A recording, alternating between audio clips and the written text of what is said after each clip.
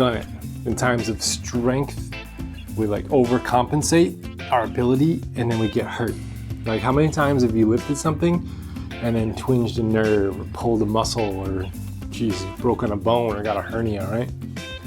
Or you spent your younger years of like strength and power, like just tearing through certain tasks thinking, I'm strong, I'm immortal, and then you need corrective surgery when you get older, right?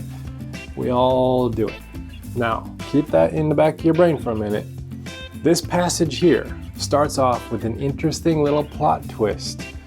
It says, someone was ill. And then Lazarus of Bethany. Okay, why didn't it just say Lazarus was sick? I think that it's trying to set a tone of correction for the first verse. Like somebody was ill. That's oftentimes how we think God thinks of the world.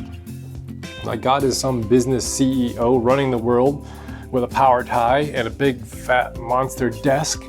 And then the problems that we face come across that desk as memos. And then ours says, oh, somebody is ill. And then it's up to God on whether or not, do I want to look into the particulars of this memo and see if it's worth my time to invest? And that someone is ill idea of God is immediately corrected because it says Lazarus in the town of Mary and Martha, who was going to anoint Jesus for his death, their brother Lazarus was ill. Okay, we all need this correction because our toils and trials in this life can leave us feeling that we're merely a blip on the radar of God. But God knows our name and our town. Now, the illness that Lazarus had is not necessarily defined here. It just says Lazarus was ill. He was sick, weak, powerless, needy, poor, feeble, without strength. That there is a very broad diagnosis of symptoms.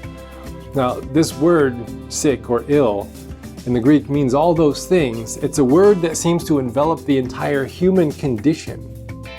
We spend a lot of time and energy trying to convince ourselves that the opposite is true. And we pursue positions of power and influence, and we work out our muscles so that we get bigger. We pursue knowledge, we accumulate money, all because we fear our mortality and condition is helpless.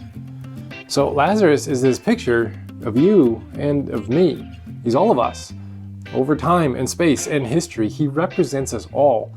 And we would rather look to this resurrection of Christ moment and victory and strength and power, but it is not Easter yet. It is Lent, and we are meant to be here in Bethany with Lazarus. Now, Bethany, that name is also interesting. I think it represents the whole human condition as well. The name sounds very pretty in English. Oh, Bethany. Sounds like you plant flowers there or something, right? But in the Hebrew, it has a double meaning. It means house of figs, but it also means house of misery, house of pain. I'm gonna jump around. Bethany was a city for disabled people. It was located about 1.7 miles away from the big center, Jerusalem, where everyone worshiped at the big temple, right? Now, this isn't totally confirmed, but Bethany meets all the requirements to be the location of one of 3 historic houses for the disabled, which had to be at least 1 mile away from the city of Jerusalem. Now, the house of Simon the leper from Matthew 26 was located at Bethany, and Lazarus is also sick and feeble, and he lives at Bethany. So it actually might be the location of a poor house of lepers, quote, that was resettled safely away from the city and out of sight and out of mind.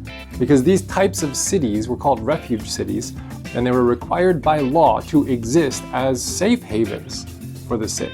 But the community changed them from places of refuge to places of isolation. In fact, it was so close to the temple, the place of gathered worship and community and life, and yet you could not see it from the top of the Temple Mount because Bethany was in this lower elevation on the other side of the hill. They didn't want to look at it. They didn't want to acknowledge it existed. Now, when we're young and we're able to be strong and in our strength, we often abuse our bodies in ways that our older selves are cussing us out over, and we have to then pay for it in like surgeries and therapies and mental conditions and physical conditions and emotional conditions. Because in our attempts to deny our human condition and mortality by pursuing the things that make us feel immortal and powerful, we create Bethanies of isolation for those who cannot engage in those pursuits, or who've had their eyes opened and that those pursuits are just fruitless at best and abusive at worst. But here, Jesus arrives in this city with a message, a sign for us all. There's 7 signs in John, and this is the final one. So let's take a peek at it.